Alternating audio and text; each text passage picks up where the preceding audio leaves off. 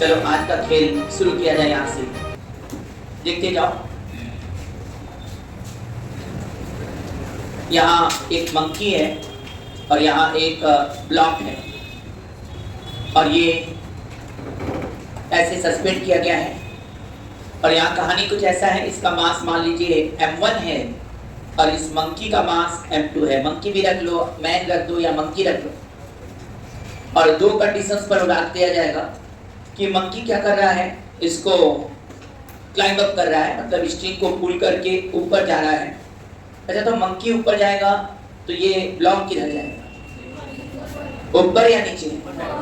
तो इस केस में क्या हो रहा है, मंकी भी ऊपर जाएगा और ब्लॉक भी ऊपर जाएगा। क्यों जाएगा समझ में आ रहा है? क्योंकि मंकी स्ट्रिंग को किधर खींचेगा, नीचे। जब मंकी स्ट्रिंग को नीचे खींचेगा तो स्ट्रिंग द्वारा उस पर फोर्स किधर लगेगा, ऊपर। ध्यान दीजिएगा। कभी चढ़े हो कि नहीं रस्सी पकड़ के? चढ़े हो, ठीक है। नहीं चढ़े तो सोच तो सकते ही हो। तो रस्सी पर जब चढ़ते हो तो क्या करते हो आप, फोर्स किधर लगाते हो, उसको नीचे की तरफ। तो उसको आप टेंशन देते हो एक प्रकार से। और जब आप उसको नीचे खींचते हो तो वो आपको क्या करता है, ऊपर फोर्स लगाता है। यहाँ एक इंपॉर्टेंट पॉइंट बता दें, आप जब नीचे खींचते तो कल तो रस्सी को क्या मिला, टेंशन।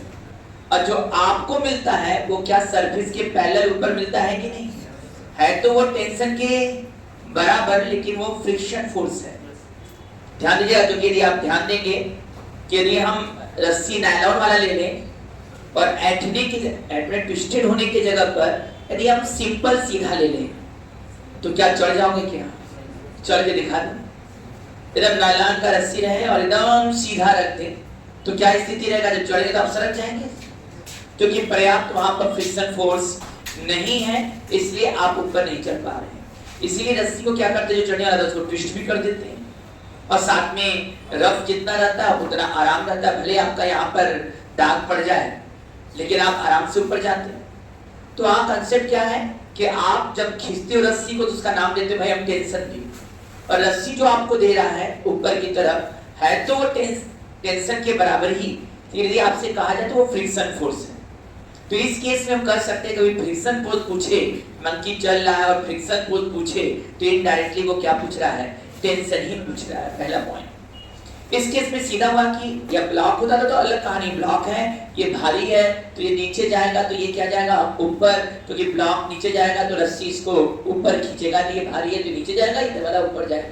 जितने एक्सेलेरेशन से ये नीचे जाएगा उतनी से ये ऊपर जाएगा। लेकिन यहाँ जब मंकी या मैन कोई चढ़ रहा हो तो खेल बदल गया है। वो क्या करता है, रस्सी को नीचे खींचता तो रस्सी जिस एक्सेलेरेशन से नीचे जाएगा क्या ब्लॉक उसी एक्सेलेरेशन से ऊपर जा रहा है कि?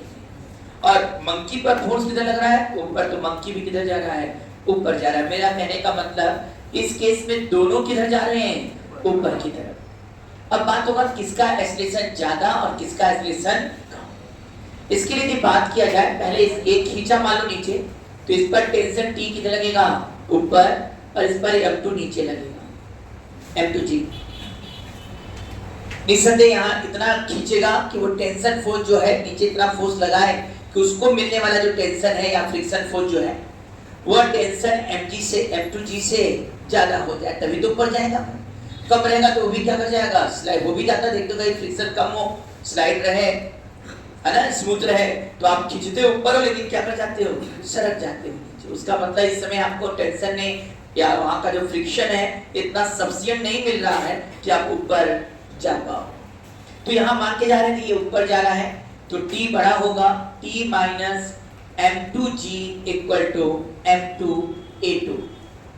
A2 का वैल्यू क्या हो जाएगा बेटा यहाँ पर, T by M2 minus G। क्या ये सही है कि नहीं बेटा? ये तो एक्सेलरेशन किसका आ गया, जो मंकी चल रहा है। पूछा जाए ब्लॉक का एक्सेलरेशन क्या हो जाएगा, ब्लॉक का एक्सेलरेशन T माइनस, ये भी तो ऊपर ही जा रहा है यहाँ पर, T minus M1G equal to M1A1। क्या यहाँ A1 का वैल्यू निकालना होगा तो आप T by M1 minus G कहोगे कि नहीं बेटा? अब यदि बोला जाए कब किसका एक्सेलरेशन ज्यादा है, मान लो M1 बड़ा है M2 से तो क्या हो जाएगा, M1 बड़ा है, सुन रहे हो, M1 बड़ा है तो ऑटोमेटिक है T बाई M1 क्या हो जाएगा, कम। अरे हम पीछे हैं। और ये कम हो गया तो A1 का वैल्यू क्या हो जाएगा, कम ना हो जाएगा। यदि m1 बड़ा है तो t by m1 कम ना हो जाएगा, t by m1 कम तो a1 क्या हो जाएगा, कम हो जाएगा। मतलब यदि आप खींच रहे हो, आपको लग जाए ये ज्यादा मास है और ये हल्का मास है जो मंकी है, तो मंकी क्या होगा, तेज चढ़ेगा कंपेयर टू इसके। हाँ, यही यदि क्वेश्चन कहते दोनों का मास सेम है, जितना मास मंकी का है उतना ही मास इस ब्लॉक का है, दोनों का मास सेम हो जाएगा तो यम और यम सेम हो गया बेटा, तो उस समय एक्सेलरेशन क्या हो जाएगा, सेम हो जाएगा। कई जगह ये क्वेश्चंस हैं और एकदम ऐसा ऐसा क्वेश्चन पूछा जाता है, जैसे ये पुली है, यहाँ पर मंकी लगा दिया, यहाँ पर मिरर लगा दिया, और कहा मिरर का भी मास m है, मंकी का भी मास m है, और मंकी जो है अपना फेस मिरर में देख रहा है। अब मंकी क्या करने लगा, ऊपर क्लाइंब अप करने लगा, क्या अब वो फेस देख पाएगा कि नहीं देख पाएगा, आंसर है देख पाएगा, क्योंकि मास सेम है। जिस एक्सेलरेशन से ये ऊपर चढ़ेगा उसी एक्सेलरेशन से इसका मिरर भी ऊपर चढ़ता जाएगा। मजेदार बात है, दोनों देखेंगे तो लगातार दिखता हुआ चेहरा अपना ऊपर जाता जाएगा। यदि मास सेम है तो दोनों सेम चले जाएंगे। हाँ, ये अलग होता है, इसका मास कम और इसका मास ज्यादा होता तो ये तेज चलता और ये धीमा तो ये ऊपर ज्यादा चल जाता, ये तब नहीं देख पाता। तो यदि मास सेम है तो सिंपल सा बात है कि दोनों क्या चलेंगे बेटा, दोनों साथ साथ चलेंगे। कई जगह ये क्वेश्चन है। अब मिरर न लगा के कुछ बनाना लगा दे, अब मंकी है बनाना देख रहा, मास सेम कर दिया, मंकी है बनाना देख रहा है, कुछ चढ़ता जाएगा, बनाना सामने दिखता जाएगा, पूछता है क्या ये बनाना को पा जाएगा, हाँ पा ही जाएगा, तो साथ ही साथ यहाँ पूछेगा। समझ में आ रहा है बात, क्लियर हुई बात। तो ये मंकी के ऐसे क्वेश्चन आप लोग लगा लेंगे इस तरह का। एक दो और वैरायटी है तो आप लगाए फिर हमसे डिस्कस करें, लेकिन इसमें ये वाला जो वैरायटी है इस पर हम काम करते हैं, समझा दिए। तो अब चलो इस पर एक क्वेश्चन बना दिया जाए। इस मंकी का मास कितना दे दे बताओ, 20। अच्छा, मंकी 20 केजी का है। अब इसका मास कितना दे दे, 40। अच्छा, ये 40 केजी मास का ब्लॉक है, ये 20 केजी मास का ब्लॉक नहीं है, मंकी। अब लिखोगे string can tolerate maximum tension 600 Newton. Monkey climb up by pulling the string. Find the acceleration of monkey. Find the maximum acceleration of monkey. Find the maximum acceleration of monkey with respect to the string. Find the maximum acceleration of monkey with respect to the string. String के respect में monkey का maximum acceleration क्या होगा। A few minutes later. देखो इसमें क्या करना था, ये 20 केजी का मंकी है, मैक्सिमम एक्सेलरेशन से चढ़ाना है इसको, तो पूरा टेंशन लगा दो। तो ये कर सकते हो, मंकी पर फ्री बाई डायग्राम बनाएंगे तो टेंशन किधर होगा बेटा, ऊपर। mg कितना होगा बेटा, 200 नीचे होगा, हाँ या ना बेटा। अब ये ऊपर जाने t का वैल्यू कितना दे रहा है, मैक्सिमम बात करो तो 600, तभी इसका मैक्सिमम एक्सप्रेशन आएगा। अब बताओ ये 600 माइनस 200 इक्वल टू 20a, क्या ये 400 इक्वल टू 20a आया कि नहीं, A1 कर दो। क्या A1 equal to 20 metre per second square आया है। ध्यान दीजिएगा, ये एक्सप्रेशन जरूर आया है मंकी का। ये एक्सेलरेशन जो है वो किसके रिस्पेक्ट में आया, ग्राउंड के रिस्पेक्ट में कि स्ट्रिंग के रिस्पेक्ट में, ग्राउंड, क्योंकि इसमें जो भी डायग्राम बनाया गया है सब इनर्शियल फोर्स लिया गया है। क्योंकि स्ट्रिंग ध्यान देना एक्सेलरेटेड होगा, तो यदि ब्लॉक एक्सेलरेट चल रहा है तो स्ट्रिंग भी एक्सेलरेटेड है। स्ट्रिंग के रिस्पेक्ट में बनाते हैं तो सीधो फोर्स लगाना पड़ता है। जब रियल फोर्स लगा रहे हो और एक्सेलरेशन निकाल रहे हो तो रियल माने इनर्शियल फोर्स, ग्राउंड के रिस्पेक्ट में फोर्स लगा के एक्सेलरेशन निकाल रहे हो तो एक्सेलरेशन किसके रिस्पेक्ट में है, ग्राउंड के रिस्पेक्ट में। तो ये जो 20 मीटर पर सेकंड स्क्वायर एक्सेलरेशन आया वो विद रिस्पेक्ट टू ग्राउंड है। हमें निकालना किसके रिस्पेक्ट में है, जो स्ट्रिंग ये पकड़ा उसके रिस्पेक्ट में। इसलिए 20 वाला आंसर अभी तक तो गलत है, हाँ या ना? अब जरा और बातें कर लिया जाए। ये टेंशन T ऊपर हो गया और ये 400 नीचे, ये भी तो ऊपर जा रहा है। और मजेदार बात यदि ये A2 से ऊपर जा रहा होगा तो जो रस्सी ये पकड़ा है वो A2 से ये ऊपर जाएगा, जितने से उतने से रस्सी नीचे जाएगा, स्ट्रिंग इधर नीचे जाएगा। तो निसंदेह यदि यह ऊपर जा रहा है तो स्ट्रिंग नीचे जा रहा है, और स्ट्रिंग जो नीचे जाएगा वो A2 से जाएगा, जबकि मंकी ऊपर जा रहा है A1 से विथ रिस्पेक्ट टू ग्राउंड। आ रहा है? अब बताओ इस पर टेंशन कितना लग गया ऊपर? 400। हाँ 600। तो ये T का मैक्सिमम वैल्यू कितना हो जाएगा? 600। 600 माइनस 400 इक्वल टू 40 A2 हो गया भाई। ये आ गया 200 इक्वल टू 40 A2।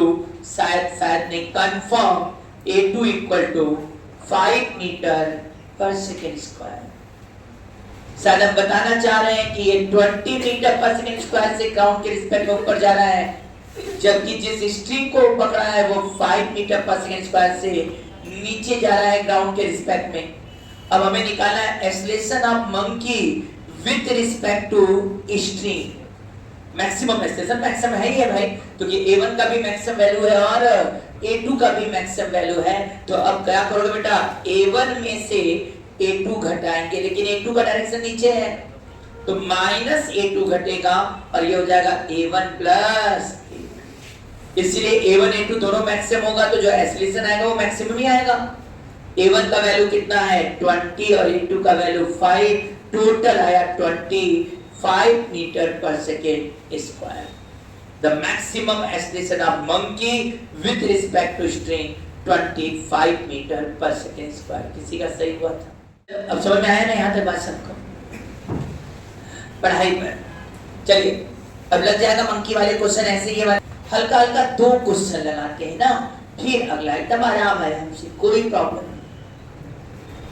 ये बेचारा लिफ्ट है ना, जाने का जगह नहीं लगेगा इसलिए बंद गया। अब ये क्या कर रहा है? मासलेस रोप है, लेकिन इस रोप को क्या कर रहा है? खींचेगा, और खींचेगा तो ऊपर भी जा सकता है, रुका भी रह सकता है। लिखो, अरे हाँ, a man of mass 60 kg standing in a elevator of mass 30 kg. A man of mass 60 kg standing in a elevator of mass 30 kg by pulling a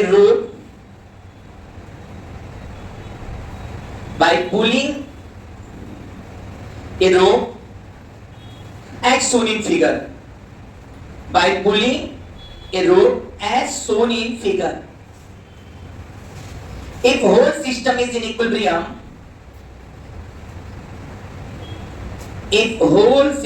equilibrium, find first how much force exerted by the man on rope. How much force exerted by the man on rope. Second, what is the weight experienced by the man in equilibrium? What is the weight experienced by the man in equilibrium? ये first question. Second question दूसरा, if man pull the rope in such a manner that elevator moves vertically upward,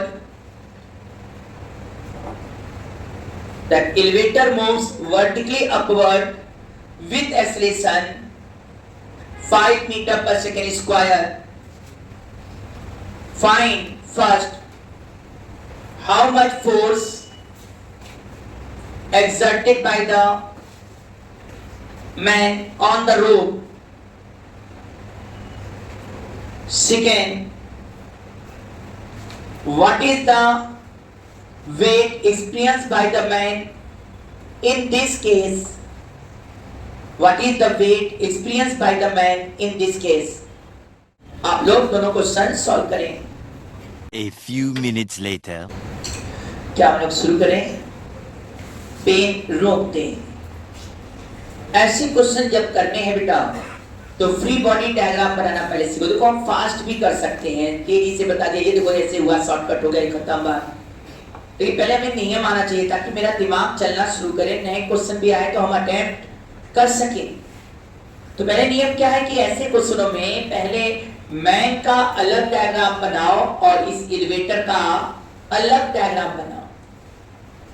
अब बताओ तुम लोग man पर कौन कौन force लग रहा है, एकदम आराम से बताओ मैन पर कौन कौन फोर्स तुम लोग को दिखाई दे रहा है। मैंने 60 केजी का, बताओ कौन कौन फोर्स दिखाई दे रहा है, बोलते जाओ लिखते जाए। सबसे पहला कौन सा फोर्स दिख रहा है तुम लोगों को? हाँ चलो mg। तो ये 60 केजी का मैन है तो कितना लगेगा बेटा नीचे? 60 जी। हम मैन का डायग्राम बना रहे हैं। और कौन सा फोर्स दिख रहा है तुम लोग को जो मैन पर लग रहा है? टेंशन। निसंदेह ये नीचे खींच रहा होगा, इसको पकड़ करके, तो इस पर किधर टेंशन लग रहा होगा? ऊपर। तो मैन पर टेंशन किधर लगा? ऊपर। एकदम सही। क्या और भी कोई फोर्स लग रहा है कि बस ये दो फोर्स लग रहा है? कौन सा फोर्स लग रहा है? Normal reaction force. सरफेस पर खड़े हैं तो सरफेस पर खड़े नहीं सकते, नॉर्मल रिएक्शन फोर्स भी ऊपर देंगे। यही नॉर्मल रिएक्शन फोर्स तो उसके वेट को एक्सपीरियंस कर रहा है। और ये जो T है वो फोर्स है जो मैन द्वारा स्ट्रिंग को दिया गया। जितना मैन ने स्ट्रिंग को दिया उतने ही स्ट्रिंग ने मैन को दिया। इधर टेंशन नीचे तो इस पर टेंशन ऊपर है। अब करा सिस्टम इक्विलिब्रियम है। जैसे बोला इक्विलिब्रियम मतलब नेट फोर्स बैलेंस है। इसका मतलब ऊपर T प्लस एन, हमें T और एन ही निकालना है। तो पहला इक्वेशन यहां से आता है T plus N equal to 60G। Any problem to any student? अब बात है यदि हम बात करें एलिवेटर भाई साहब का, तो अब एलिवेटर का डायग्राम बनाओ। एलिवेटर पर कौन कौन काम कर रहा है? क्या ये यहां पर पकड़ा हुआ है कि नहीं बेटा? यदि यहां पकड़ा है तो क्या इस पर टेंशन ऊपर लग रहा है कि नहीं? अब यहाँ टेंशन T क्या लग रहा है? ऊपर। टेंशन T ऊपर है, ठीक है। 30 kg का ये तो 30G भी नीचे होगा। क्या सब बन गया डायग्राम एलिवेटर का? कुछ छूट गया है? बोलो। हाँ जब मैन यहाँ खड़ा था, ये जब मैन ने सॉरी जब फ्लोर ने यन मैन को दिया तो मैन भी फ्लोर पर क्या देगा? एन देगा। किधर की तरफ? नीचे की तरफ। पहले पूरा डायग्राम बना, ऐसे देगा। वो मैन खड़े होने से क्या इफेक्ट हुआ? मैन इस पर mg थोड़ी देता है, मैन इसको क्या देता है? n देता है। वो अलग है कि n mg के बराबर हो जाए, n mg से ज्यादा हो जाए, n mg से कम हो जाए, वो बात अलग है। सिंपली हम खड़े हैं ऐसे, तब तो हम n mg के बराबर ही देंगे क्योंकि n mg बैलेंस है। तो नीचे वाले को भी क्या दिया? n दिया, वो mg के बराबर। यहाँ तो पकड़ के लटक रहा है, तो यहाँ mg से ज्यादा भी हो सकता है, mg से कम भी। देख लेंगे क्या हो। यहाँ तो mg से कम ही है। तो ये समझ में आ गया एकदम साफ साफ कि जब इसका डायग्राम बनाएंगे तो एक मैन खड़े होने से इसके कारण इस पर यन ऊपर, तो इसका यन का इफेक्ट नीचे का। ये मत करना 60G नीचे, माथे फोड़ देंगे। इस पर ये खड़ा 60G, इस पर फोर्स लग रहा है मैन पर, और इसको हमें क्या मिल रहा है? n दे रहे हैं। वो अलग है कि समानांतर हम चुपचाप खड़े रहते तो n 60 mg के बराबर होता तो कह देते mg नीचे दे रहे हैं। mg नहीं दे रहे, दे तो n रहे। तो डायग्राम में क्या नीचे बनाएंगे? n बनाएंगे। क्लियर? तो इसके खड़े होने का n का इफेक्ट। mg किसका है बेटा? 30 kg खुद का है, 30G, और रस्सी यहाँ बताया टेंशन T। इतने ही फोर्स लग रहा है।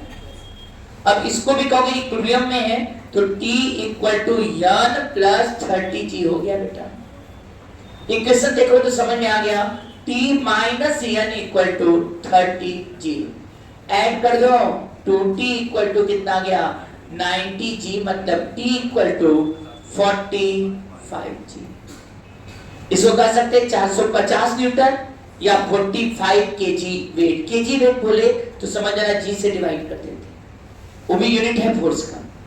और यदि बोलते भाई न्यूटन में तो G का वैल्यू तो 10 ले रहे हैं तो 450 न्यूटन यहाँ टेंशन जो लगा वो 450 न्यूटन। अब वो कितना वेट एक्सपीरियंस करेगा? टी का वैल्यू यहाँ रख दो 45 जी, और इसको इधर फेंको तो यन का वैल्यू हमको दिख रहा है 15 जी है भाई। 15 जी मान ली न्यूटन में बोले तो 15 150 न्यूटन जी तो 10 रख दो, और यदि किलोग्राम वेट में बोले तो ये 15 केजी वेट एक्सपीरियंस करेगा। मजेदार बात है, 60 केजी का आदमी इक्विलिब्रियम में जब खड़ा है तो केवल कितना वेट एक्सपीरियंस कर रहा है? 15 केजी, 15 केजी वेट क्या कर रहा है? एक्सपीरियंस कर रहा है। इस केस में आया समझ में? कितने लोग का सही था ये पूरा? उस क्वेश्चन को कुछ लोग जल्दी लगाना चाहेंगे तो ऐसे लगा सकते थे भाई। अरे इसको आप लाना ही चाहते देखो ऐसे था ना, जरा क्वेश्चन देखना, याद करना। कई लोग जल्दी करना चाहते तो ऐसे कर देते। क्या ये पूरा सिस्टम इक्विलिब्रियम में है ना? तो मैन और एलिवेटर दोनों को एक सिस्टम मान लो, एक मान लो। एक मानने से क्या होगा भाई? ध्यान देना, मैन ने दिया सरफेस को यन, तो सरफेस ने भी इसको क्या दिया? यन। जब दोनों को एक करेंगे तो यन तो कट ही जाएगा, क्योंकि यन तो इंटरनल फोर्स हो जाएगा। जितना ये इसको देगा वो उतना देगा। जब सिस्टम मानेंगे तो इंटरनल फोर्सेस क्या हो गए? बैलेंस हो जाएंगे, कट जाएंगे। इंटरनल जो इसको दिया वो उसको दिया, तो इन दोनों को हम सिस्टम बना दें तो फायदा ये हो जाएगा कि एक तो मैन पर टेंशन टी ऊपर लग रहा है और एक एलिवेटर पर टी ऊपर लग रहा है, तो टोटल कितना टी ऊपर लग रहा है? हाँ बोलिए। और मैन का वेट कितना है? 300, अरे 600, और एलिवेटर का वेट कितना है? 300। अब इक्विलिब्रियम है तो ऊपर का टोटल फोर्स कितना हो गया? 2t, 2t equal to 900, t बराबर 450।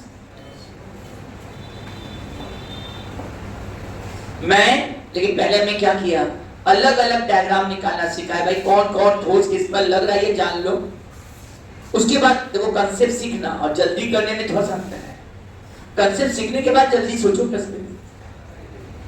यहाँ सही बात है, इक्विलिब्रियम था, हमने दोनों को एक कर दिया तो सर एक टी इस पर लग रहा है, एक टी इस पर लग रहा है, दोनों का मिला कर तो 2t ऊपर हो गया। और नीचे की तरफ क्या हो गया? mg 600 और 300 900, 2t equal to 900, t equal to 450, काम खत्म। और t मिल गया तो एक केवल मैन का डायग्राम बना दो, याद आ जाए। क्योंकि मैन का डायग्राम बनाना आसान है, t भी ऊपर है, n भी ऊपर है, 60 भी नीचे है, तो 60g नीचे कर दिया, तो मैन का डायग्राम में t plus n equal to 60g। और सर जब t का वैल्यू कितना आ गया? 45g, तो n का वैल्यू 15g। खेल खत्म। इस वाले में कह दिया कि एक्सेलरेशन कितना है? 5 मीटर पर सेकेंड स्क्वायर से ऊपर जा रहा है। क्यों ना हम सबका अलग अलग डायग्राम बनाए? अलग अलग का मतलब है इस मैन का अलग और एलिवेटर का अलग। बताओ मैन पर कौन कौन फोर्स लग रहा है? टेंशन टी ऊपर, यन सर फ्लोर द्वारा ऊपर, mg 60g नीचे। क्या यही लग रहा है कि नहीं? This is the free body diagram of man. और मैन क्या इक्विलिब्रियम में रुका है? नहीं सर, इस बार ऐसा खींच रहा है रस्सी से कि पूरा का पूरा elevator 5 meter per second square से ऊपर जा रहा है। आ रहा है कि नहीं? ऊपर जा रहा है तो अब किसमें से किसको घटाओगे? t प्लस n में ऊपर जा रहा है ना, एक्सेलरेशन ऊपर है, बता चुके हैं कई बार। कहां से क्या सब्ट्रैक्ट करना है इसके लिए हम देख लेते हैं। किधर का फोर्स ज्यादा है, जिधर एक्सेलरेशन होगा उधर का फोर्स ज्यादा। तो कहोगे पहला इक्वेशन क्या बन रहा है? t plus n minus 60g equal to 60 into 5, 60 into 5 माने 300। ma कर दिया, ma कर दिया। नेट फोर्स बराबर ma, सब न्यूटन सेकंड ना चलता है। नेट फोर्स बराबर ma। क्या उससे ज्यादा कुछ कर रहे हैं? बस एक चीज कर रहे हैं, फोर्स देख रहे हैं कि बॉडी पर कौन कौन फोर्स लग रहा है। और फिर एक कभी कभी एक्सेलरेशन का रिलेशन भी देखना पड़ जाता है कि भाई अलग अलग एक्सेलरेशन है तो दोनों का एक्सेलरेशन का रिलेशन मिल जाए तो और अच्छा है। चलो पहले का डायग्राम बन गया। अब किसका बना दिया जाए? चलो एलिवेटर भाई साहब से भी बात कर लो। टी ऊपर है सर, यह एलिवेटर पर नीचे लगेगा मैन द्वारा, जबकि 30g नीचे ही है और एलिवेटर तो 5 से ऊपर जा ही रहा है। तो इसका डायग्राम क्या आएगा? इसका डायग्राम आएगा t minus n minus 30g equal to 30 into 5। समझ रहे होंगे, t plus n equal to ये आ रहा है 600 300 900, जबकि ऊपर आ रहा है t minus n equal to 150 और 300 450। जोड़ दो भाई, 2t बराबर कितना आ गया 1350। तो t दौड़ के कहा जा रहा है 675 न्यूटन। t का वैल्यू 675 रख दीजिए। t कितना रख दीजिए 675। इसको इधर फेंकिए, n आ जाएगा n इक्वल टू 900 माइनस 675। ध्यान दे 25 हो गया और ये 225 न्यूटन, 225 न्यूटन आया। आवाज ही नहीं तो क्या आया, लगा दिए थे। चलो t आ गया, n भी आ गया। अब इसको लोग जो डायरेक्ट करना चाहते होंगे वो कैसे कर लेंगे डायरेक्ट। अब दोनों को कंबाइन कर दो। कंबाइन किया तो अब क्या दिखेगा भाई, क्या इस पर t ऊपर इस पर t ऊपर, दोनों पर t है, कंबाइन करके देखें तो 2t ऊपर हो गया। n तो कैंसिल हो जाएगा, इंटरनल फोर्स हो गया।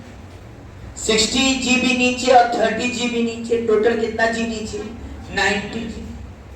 जा किधर है पूरा सिस्टम, दोनों का एक्सप्रेशन 5 है, खुश हो जाओ। दोनों कितने से ऊपर जा रहे हैं 5 मीटर पर सेकंड स्क्वायर से ऊपर जा रहे हैं। अब आओ सब क्या लिखोगे 2t minus 900 equal to ma, मतलब 90 इंटू 5। अब बताओ 90 इंटू 5 450 हो गया और ये 900 इधर आ गया और इधर 2t हो गया। क्या ये 1350 हुआ कि नहीं? क्या t का वैल्यू निकल कर आ गया कि नहीं? कितना आ गया 675। कितने आसानी से, और t आ गया तो एक, अब एक तो बार बनाना ही पड़ेगा। यह निकालना है तो भाई एक का तो डायग्राम बनाएंगे तभी तो यह लगेगा। जैसे ही इस मैन का डायग्राम बनाओगे उसके सारे क्या निकाल लेंगे, एन टी पता है, बना चुके हैं हम लोग। अब मैन का इंडिविजुअल डायग्राम बना के t plus n minus 600 equal to 60 to 5, t का वैल्यू रख दो, यह निकल कर आ जाए।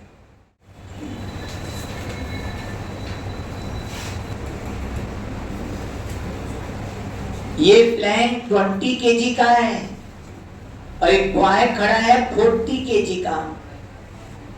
लिखिएगा इन गिवन, फर्स्ट क्वेश्चन है, in given figure sting is massless and sting and pulleys are massless. In given figure sting and pulleys are massless. If whole system is in equilibrium, if whole system is in equilibrium, then what is the force exerted by the man on the rope? Then what is the force exerted by the man on the rope? Second है the weight experienced by the man. The weight experienced by the man.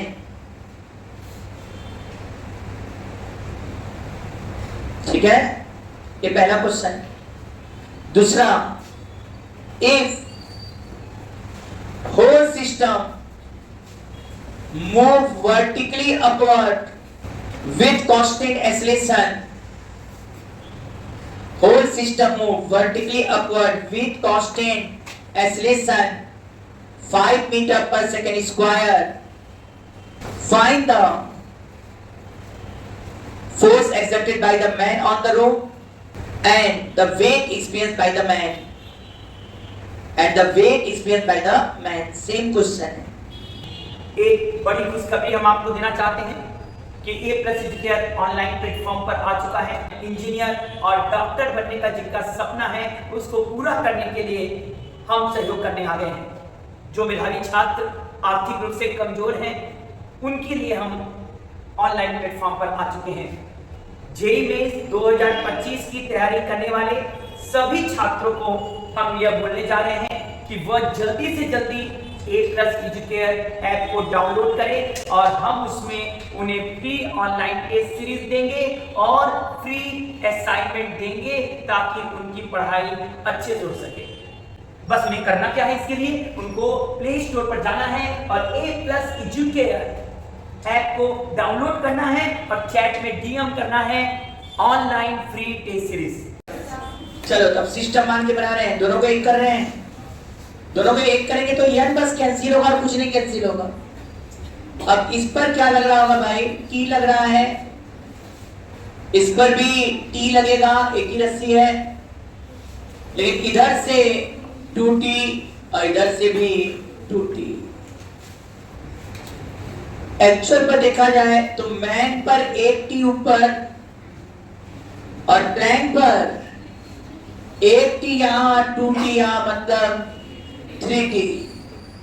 Total system पर जो ऊपर की तरफ t लग रहा है वह 4t लग रहा है। t यहां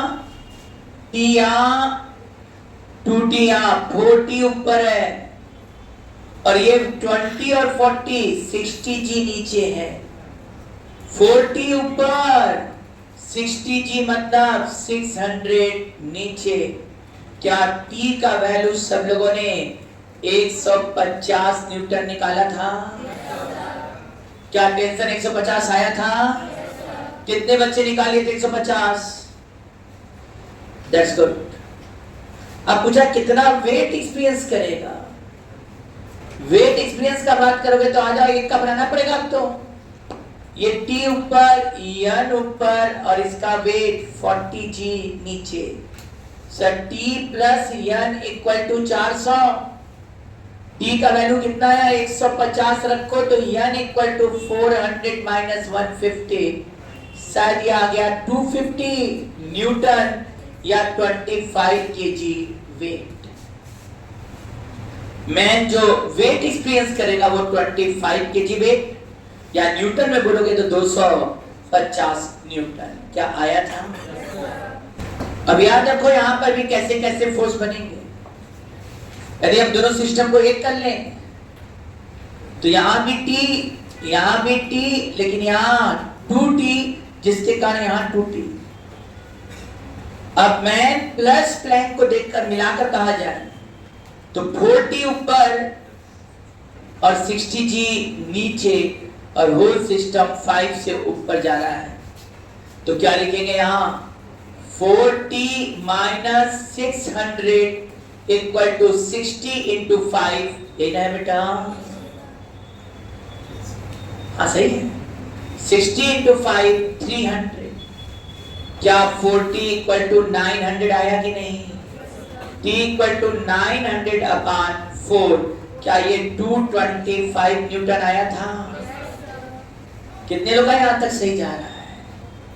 इसका टेंशन 225। बड़ा जल्दी जल्दी आ रहा है, थोड़ा सा बैलेंस होकर काम करना है। अब मैन पर डायग्राम बना लो।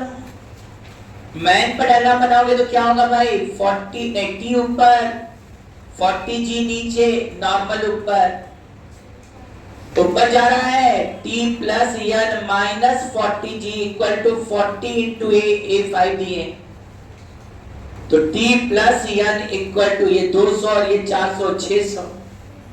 t 225 है तो n हो गया 600 माइनस 225, कितना बेटा 375 न्यूटन है, या केजी वेट में कहोगे तो 37.5 केजी वेट हो जाएगा।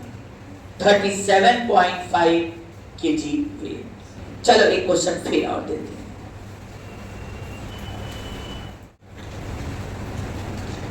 ये मैन का वेट 30 केजी है, 60 केजी। एलिवेटर का वेट 30 केजी भाई, और ऐसे बांध दिया गया है। लिखिएगा क्वेश्चन क्या। In given figure, a man of mass 60 kg pull the rope such that elevator move vertically upward. If man experience his true weight How much force exerted by the man on the rope? A few minutes later. अरे गधे, इसमें यह बोला कि man अपना true wait experience कर रहा है, इनडायरेक्टली शायद बता रहा है कि यंग का वैल्यू 60 जी है, ट्रू वेट। दूसरा बात ये थोड़ी बोला इक्विलिब्रियम में होगा तो ट्रू वेट एक्सपीरियंस नहीं करेगा, तो पहले ही क्वेश्चन में दिखा चुके हैं। तो मतलब इसको एक्सीलरेटेड किधर जाना पड़ेगा, ऊपर ही मान लो, ऊपर जाने वेट बढ़ता है, एक्सीलरेटेड ऊपर कर दो, हाँ है ना, ऐसा इसको खींचना है कि इतना एक्सीलरेशन मिले कि n 60 g के बराबर हो जाए। अब चलो डायग्राम बनाओ सबका अलग अलग। मैन भाई साहब का डायग्राम बनाओ, क्या आएगा जरा, t ऊपर, n ऊपर, 60 g नीचे, तो लिखोगे t plus n minus 60 g equal to 60 a करना, और n का वैल्यू 60 g दिया है, ट्रू वेट एक्सपीरियंस करना है। जैसे ही n 60 g रखेंगे तो 60 g और t का वैल्यू दौड़ कर आ गया 60 a। ये तो मैन का डायग्राम, हाँ है ना। अब चलो पूरे को मिलाकर एक डायग्राम बना देते हैं, दोनों को मिलाकर बनाए तो t इधर कितना हो गया, 2t माइनस 60 प्लस 30 90 g को 10 रख दिया, इक्वल टू कितना भाई, 90 है। अब बताओ t का वैल्यू तुम्ही लोग बताए थे 60 है, t का वैल्यू 60 है रखो, तो ये हो जाएगा 120a minus 900 equal to 90a, मतलब 30a equal to 900, a equal to 30 meter per second square. a का वैल्यू रख दो 60 इंटू 30, टेंशन आ गया 1800 न्यूटन। कितने फोर्स से इसको खींचा गया, रस्सी को 1800 न्यूटन से पुल किया जा रहा है। अगला क्वेश्चन दिया जाए, चले लेकिन पहले तो जितनी वैरायटीज है उनको तो कंप्लीट कर दो। आ जाओ, ये एंगल हम दे देते हैं तुम लोग के कहने पर 53 डिग्री। ये मास 20 केजी वेज है बेटा, फ्री है, और इस पर एक ब्लॉक रखा है 5 केजी का। Surface smooth, all surfaces are smooth, ये A और ये B, all surfaces are smooth. Find the acceleration of wedge, find the acceleration of wedge A, all surfaces are smooth, find the acceleration of wedge A। ध्यान दीजिएगा, अब ये चल सकता है, फ्री है, हमने वेज A का एक्सेलरेशन पूछा है। A few minutes later. आइए सब स्टूडेंट यहाँ पर, ये 20 केजी और ये कितना बेटा 5 केजी, तो जरा ध्यान देंगे, ये नीचे जाएगा तो ये शायद इधर जाएगा, क्यों ना पहले सब फ्री बॉडी डायग्राम बनाएंगे। चलो पहले हम वेज का ही डायग्राम बना लेते हैं। वेज पर निसंदेह 20 केजी का है, तो 20 जी तो नीचे लगेगा सर, और ये जमीन है तो ये ग्राउंड भी इस पर एक फोर्स देगा इधर की तरफ, मान लो ये N1 है। अच्छा और भी कहीं फोर्स देगा, हाँ सर, एक तो यहाँ कांटेक्ट, यहाँ फोर्स लग रहा है, एक यहाँ कांटेक्ट, जहां जहां कांटेक्ट होंगे तो बॉडी का वहां फोर्स लगेगा और mg लगेगा। यहाँ कांटेक्ट है तो भाई ये n दिया इसको ऊपर, तो ये इसको n नीचे देगा। यहाँ 20 g भी लगा, एक कांटेक्ट यहाँ है और ये इसको n इधर देगा, तो ये इसको n इधर देगा, मतलब ये n इसको ऐसे देने वाला है। अच्छा एक बात बताओ, अब तो भाई 3 फोर्स दिख रहा है, ये 20g, ये N1 और ये N। इक्वेशन बनाने से पहले हमें ये देखना होगा कि एक्सेलरेशन किधर हो सकता है इसका। हॉरिजॉन्टल सरफेस पर रखा है, स्मूथ है, एक ही रास्ता है इधर की तरफ, इसका एक्सेलरेशन A है, किधर की तरफ, इधर की तरफ। क्या हमारे स्टूडेंटों को थोड़ा थोड़ा आ रहा है? इसका A एक्सेलरेशन इधर की तरफ है, मतलब सभी फोर्स को किधर तोड़ना पड़ेगा, इस पर। हॉरिजॉन्टल और वर्टिकल, क्योंकि हम फोर्स उसी आधार पर तोड़ते हैं जिधर एक्सीलरेशन होता है।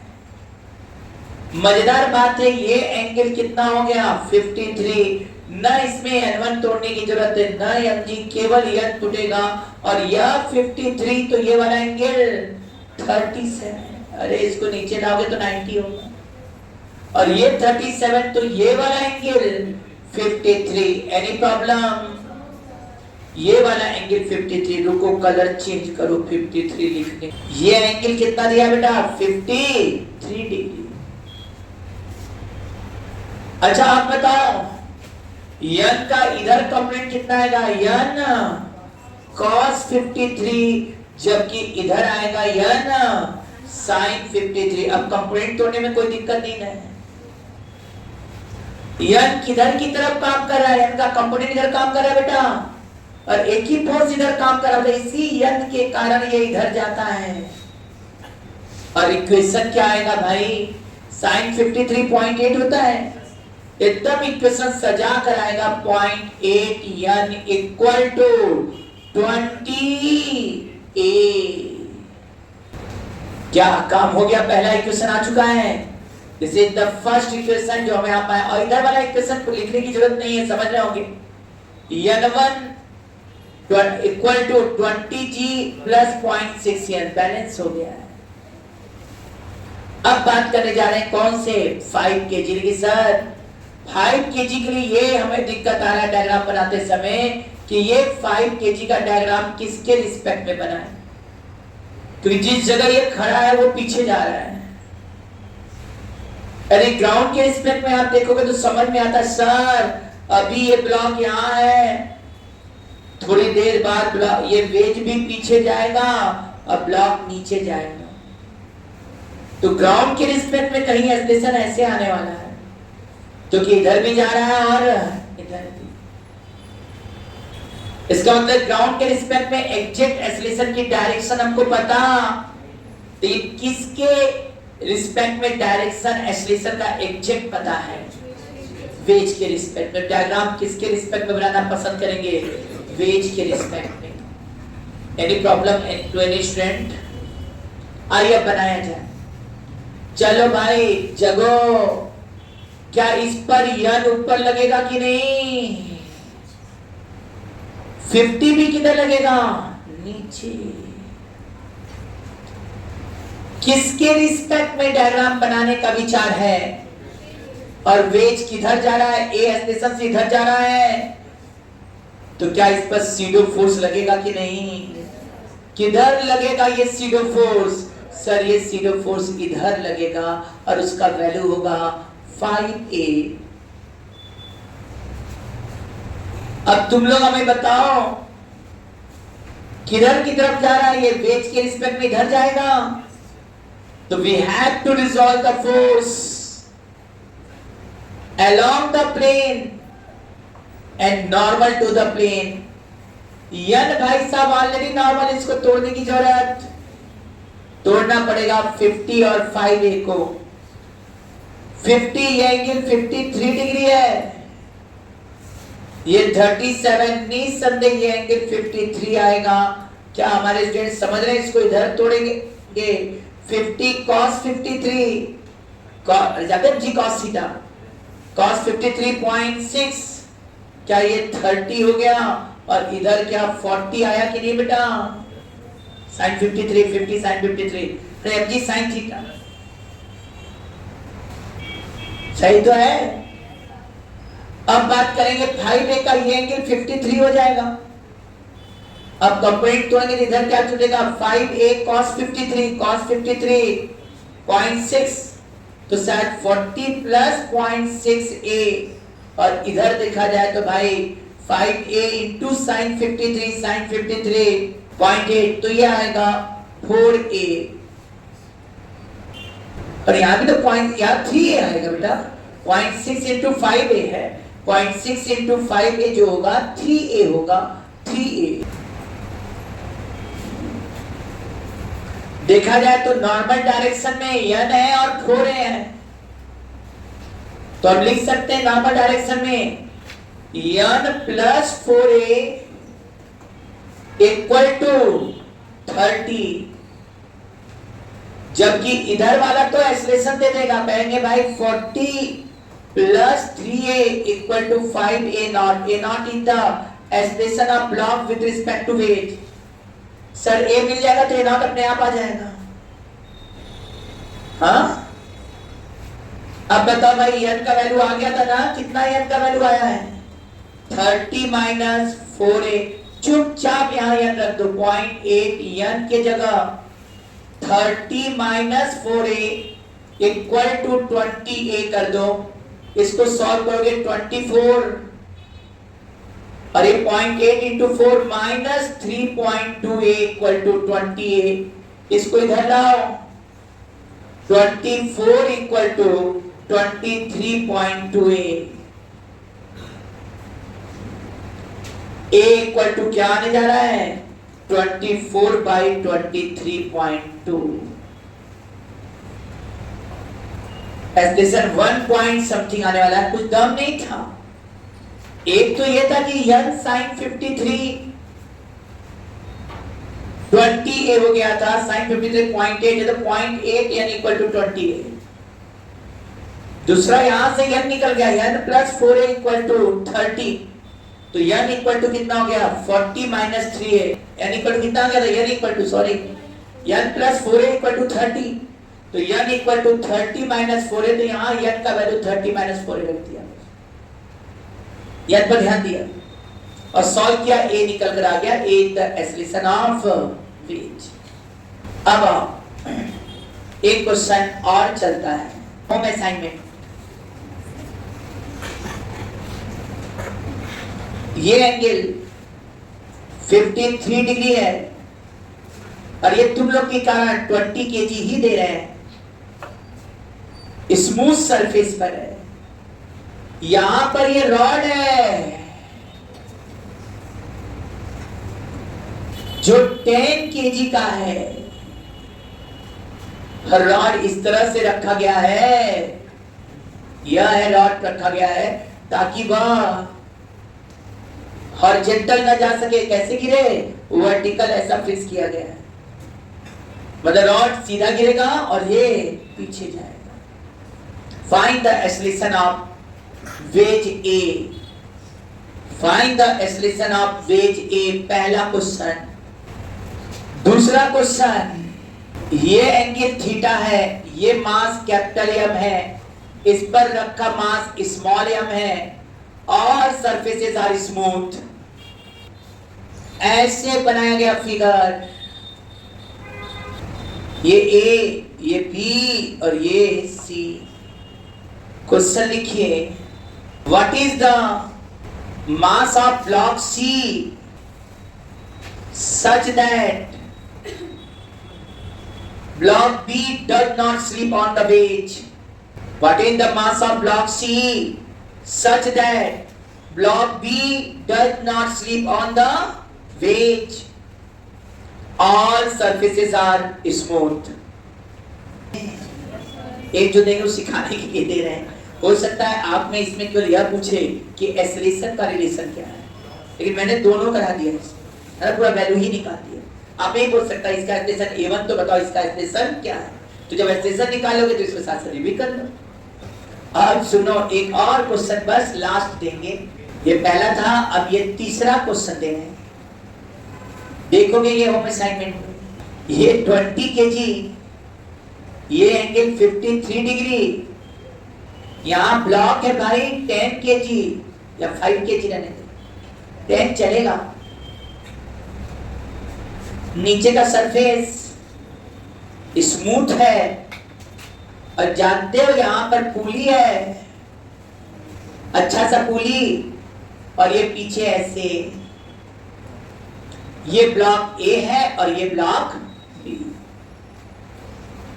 क्वेश्चन लिखोगे, what is the acceleration of wedge B, what is the acceleration of wedge B, and also find the acceleration of block A with respect to wedge, and also find the acceleration of block A with respect to which